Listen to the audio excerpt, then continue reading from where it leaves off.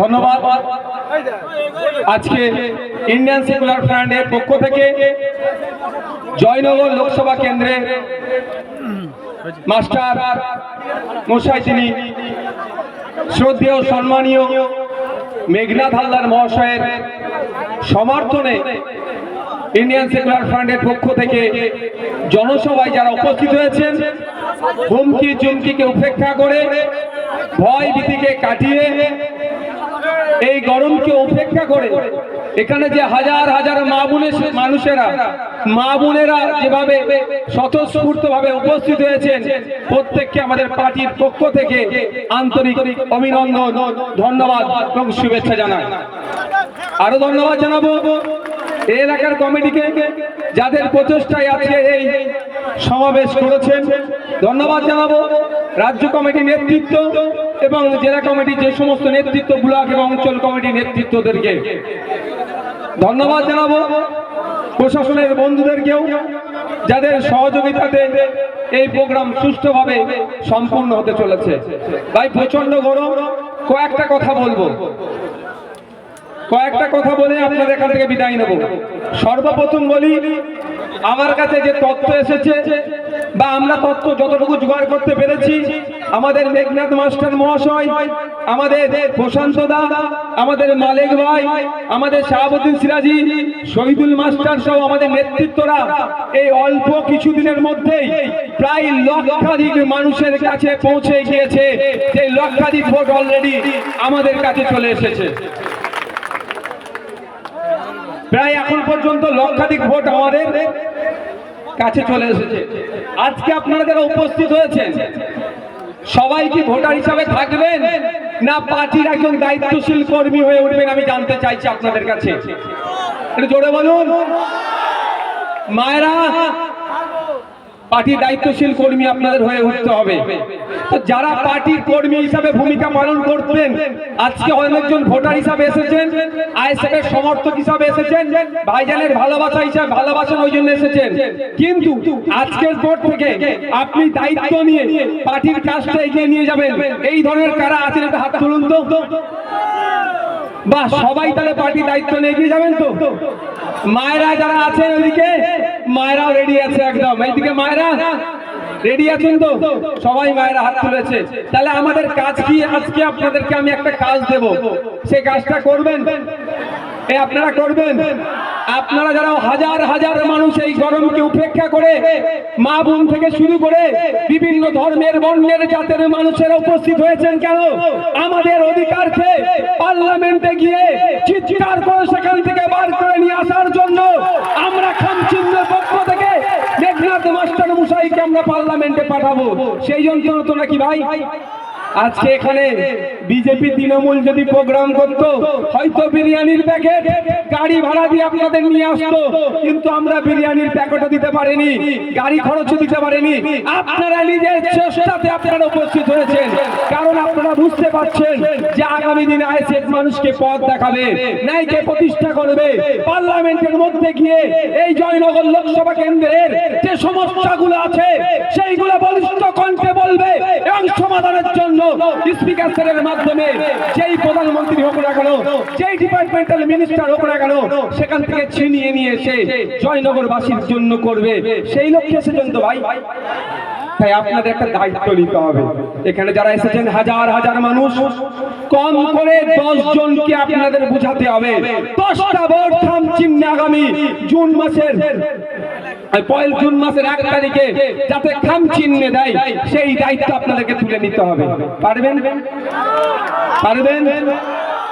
আপনারা এখানে কম করে 5-7 হাজার মানুষ আছেন, কম করে যদি 5-7 হাজার মানুষ 10 জন করে দায়িত্ব নেন, তাহলে কত হাজার মানুষ ভোটটা আমাদের দিকে এমনি চলে আসবে আপনাদের মাধ্যমে।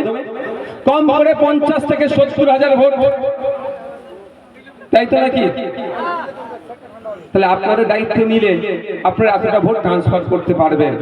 আপনাদের কিভাবে কাজ করবেন একটা আমি গল্প নয়, বাস্তব কথা শোনাচ্ছি।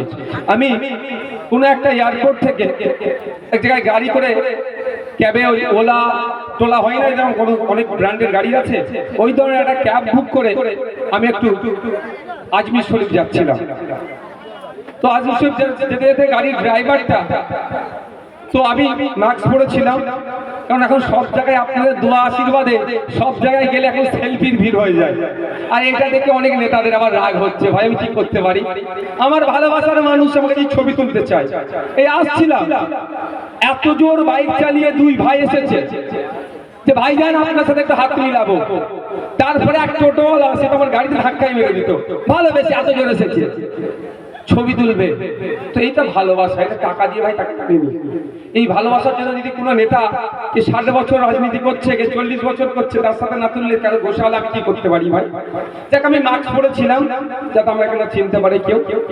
আমি যেতে যেতে গাড়িতে বসেছি, উনি গল্প শুরু করলেন, কথা বলছেন, আমিও তার সাথে সাথ দিচ্ছিলাম। রাজস্থানে সরকার পরিবর্তন হয়েছে, বিজেপি সরকার এসেছে। জিজ্ঞাসা করতে করতে তিনার ক্ষোভটা উগড়াচ্ছিলেন, বলেন ইনার কথা অনুযায়ী, যেটা আমি বুঝতে পারলাম উনি বিজেপির বিরোধিতা করছিলেন। আমার সন্দেহ হলো কি ব্যাপার, আমি ওনার নামটা জিজ্ঞাসা করলাম প্রথমে, এই কোন ধর্মের মানুষ, মুসলিম নাকি এত বিজেপি বিরোধিতা করছে। তবে একটু আপনাদের বলে রাখি, শুধুমাত্র বিজেপি মুসলমানদের ক্ষতি করেনি, বিজেপি আমাদের ক্ষতি করছে, আমরা নাগরিক ভারতীয় আমাদের সকলের ক্ষতি করছে। এই তখন ডান দিকে আমার সনাতনী হিন্দু ধর্মের ভাইরা বসবাস করে, জিজ্ঞাসা করুন তো নিত্য প্রয়োজনীয় জিনিস তিনি যে দামে কিনছেন, আর নওশাদ সিদ্দিকী মুসলিম ধর্মের অনুসারী তার থেকে বেশি দামে কিনছেন, এক দামে একই দামে কিনছে। কিন্তু বিজেপি ওনাকে বাঁচাতে এসেছিল 2014 আগে, ঠিক 2011 আগে মুসলমানকে তৃণমূল যেভাবে বাঁচাতে এসেছিল। কিন্তু দিনের শেষে কি দেখছি, না মুসলমান বাঁচছে না হিন্দু বাঁচছে, আমরা নাগরিক মরছি আর নেতারা এসি গাড়িতে চড়ছে। তো যে কথায় আসি, তো উনি বিজেপির বিরোধিতা করছিলেন, নামটা জিজ্ঞাসা করলাম, অমুসলিম নাম, আপনার সম্ভবত রাজপুত সমাজের তিনি মানুষ। তো উনি অনেক কথা বললেন, আমি ওনাকে জিজ্ঞাসা করলাম আপনার বিজেপির উপর এত রাগ কেন। আমি কিন্তু আমার পরিচয় দিইনি, আমার নাম কিছুই বলিনি, মাস্ক ঢাকা, যে দাঁড়িয়ে দেখে ধরতে পারবে মুসলিম ছেলে। এখন নন মুসলিম ভাইরা বড় বড় স্টাইল এখন হয়ে গেছে, তো রবি ঠাকুরেরও বড় দাঁড়িয়ে ছিলেন। তো আমি জিজ্ঞাসা করলাম, তিনি তখন বলছেন একটা সময় ছিল সকাল 9টা-10টায় ঘুম থেকে মানে বাড়ি থেকে বার হতাম গাড়ি নিয়ে, সন্ধ্যার মধ্যে বাড়িতে পৌঁছে যেতাম, 3000-4000 টাকা ইনকাম করতাম। আর এখন কি দেখছি, সকাল 6টা, 6:30, 7টার মধ্যে গাড়ি নিয়ে বেরিয়ে যাচ্ছি, আর রাত 10টা-11টায় বাড়ি ফিরছি, দিনে 1,500 টাকা ইনকাম করতে পারছি না। অর্থাৎ তার বিজনেসটাকে ধ্বংস করে দিয়েছে। এই বাবু, এই ওই বাচ্চাগুলো কেমন, এই দুটো বাচ্চাকে দরকার লাগলে, এই বাচ্চাগুলো তো বদমাইশি করছে কেন, বাচ্চাদের যখন পড়াশোনার সময় এখানে নয়তো ওদের বই খাতাতে পাঠিয়ে দাও, বাড়িতে বই খাতা দিয়ে দেওয়া হতো, এটা বাচ্চাদের জায়গা নয়, 18 বছরের ঊর্ধ্বে মানুষের জায়গা এটা। তো উনি কি বলছেন যে এখন খাটছি বেশি, ইনকাম হচ্ছে কম। তাহলে আমি এটা তাহলে আপনার, এটা তো বিজেপির দোষ। বলছে এখন কর্পোরেট করে দিচ্ছে, বাদানি আমবাদি বড় বড় শিল্পপতিদের হাতে দেশটাকে বেছে দিচ্ছে, ফলে প্রভাবটা সাধারণ মানুষের উপরে পড়ছে। আমি বললাম এটা আপনি কি, আপনার লাভটা কি আছে। বলছে আমরা বিজেপির মহতে পড়ে বিজেপিকে নিয়ে এসেছিলাম, যে অন্যায়টা করেছি পরের প্রজন্মকে কিন্তু এর জবাব দিতে হবে আমাকে, পরের প্রজন্মের কাছে আমাকে কোশ্চেনের সম্মুখীন হতে হবে। তা আমি বললাম কিভাবে আপনি কোশ্চেনের উত্তর দেবেন।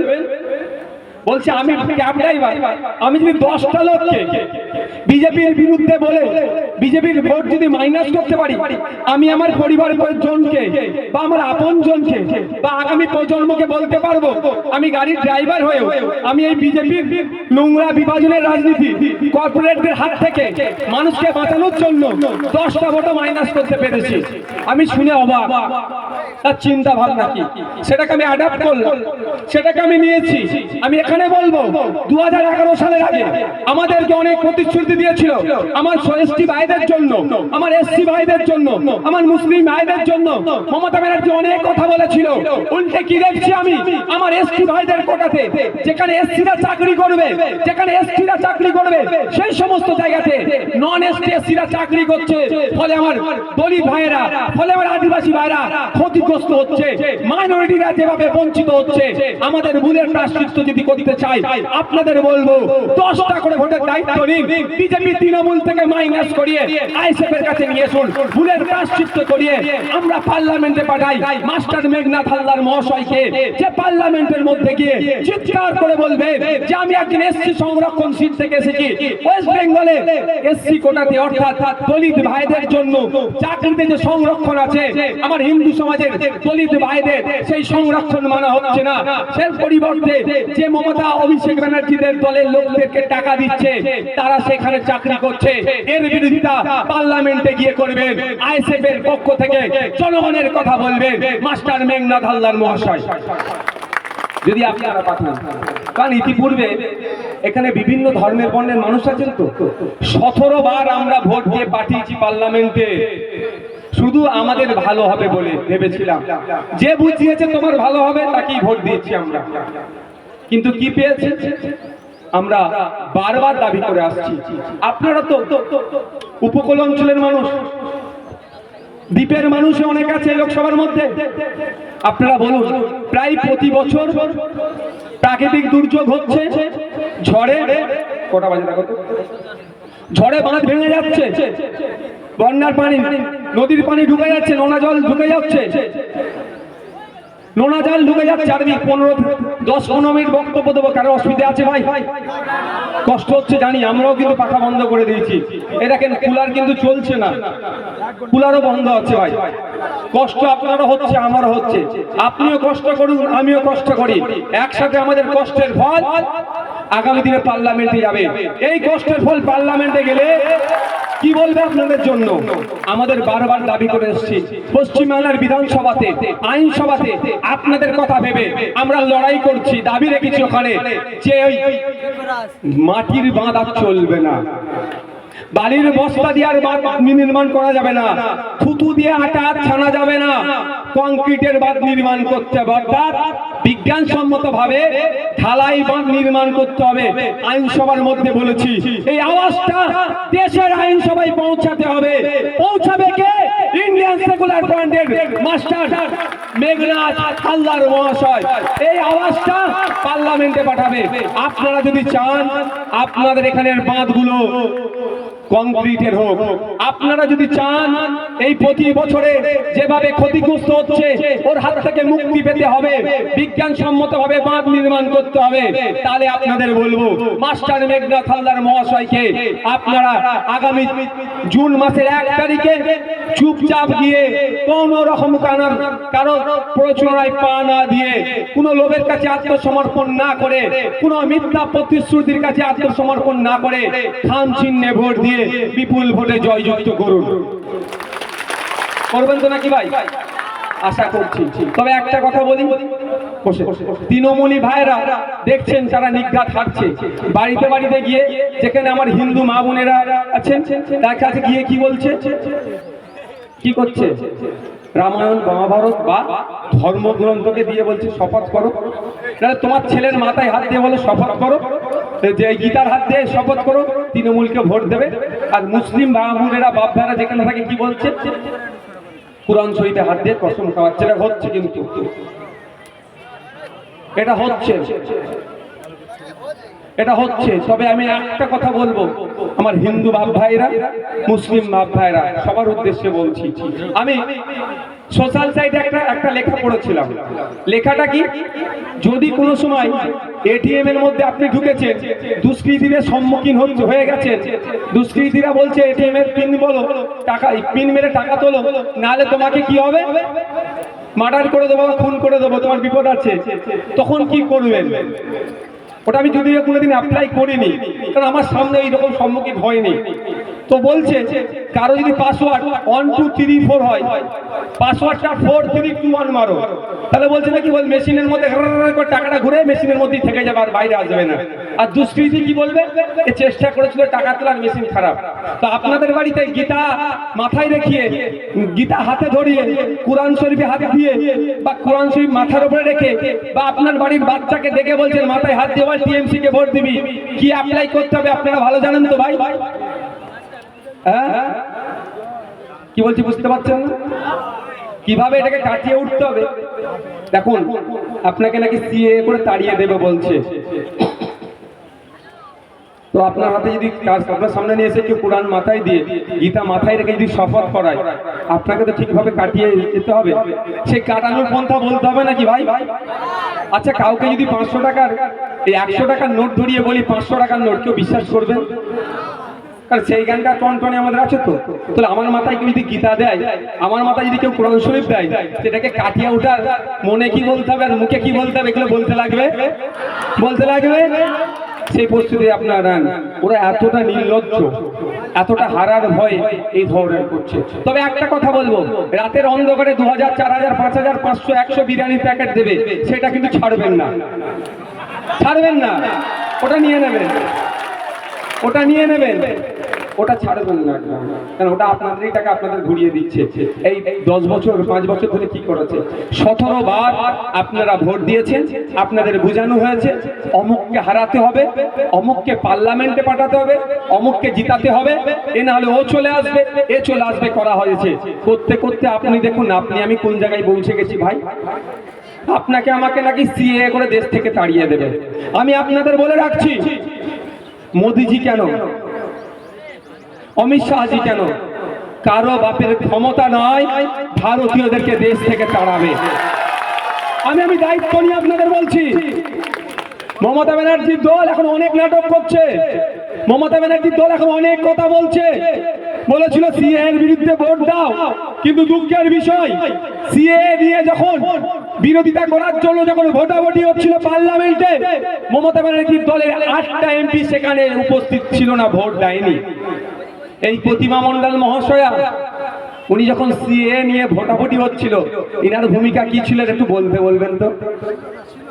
খোঁজ নিয়ে দেখুন, যখন ভোটাভুটি হচ্ছিল হয়তো পেছনের দরজা দিয়ে পালিয়েছে, আর এখন বলছে সিএ আটকাত, আমাকে ভোট দাও। ভোট দেবেন? ভোট দেওয়ার প্রয়োজন নেই। আর মমতা ব্যানার্জি মহাশয় সিএ এর বিপক্ষে অনেক কথা বলছে, অনেক বড় বড় কথা বলছেন। আপনাদের জানিয়ে রাখি, এই যে সিএ এর কথা বলছে না, একে আটকাতে গেলে কিভাবে আটকাতে হবে? কেস করে। মমতা ব্যানার্জি, অভিষেক ব্যানার্জি, প্রতিভা মণ্ডল এক কেস করেছেন, এ আপনারা জানেন কেউ? আমি আপনাদের এখানে চ্যালেঞ্জ করে যাচ্ছি, ওরা কেস করেনি, আর আগামী দিনে ওরা কেস করবে না। কারণ ওরা যদি কেস করে ভাইপোকে তাহলে তো গ্যারেজ করে দিতে পারে। আর নওশাদ সিদ্দিকী ইন্ডিয়ান সেকুলার ফ্রন্টের চেয়ারম্যান, শুধুমাত্র মুসলমানদের কথা ভেবে নয়, সারা বাংলা, সারা দেশের মানুষকে যেভাবে অস্থিরতার দিকে ঠেলে দিচ্ছে, যেভাবে বিভাজনের রাজনীতি করছে, মানুষে বিভেদ করার চেষ্টা করছে বিজেপিকে যোগ্য জবাব দেওয়ার জন্য মাঠে ময়দানে যেমন লড়াই করছে, কোর্টেও গিয়ে কিন্তু লড়াই করছে। আমরা কোর্টেও, সুপ্রিম কোর্টে মামলা করে রাখা আছে। আপনাদের এখান থেকে বলবো, মমতা ব্যানার্জিকে অফার করুন না, তৃণমূলী বন্ধুদের দিয়ে বলুন মমতা ব্যানার্জিকে বলতে যে সিএ এর বিরুদ্ধে একটু মামলা করো।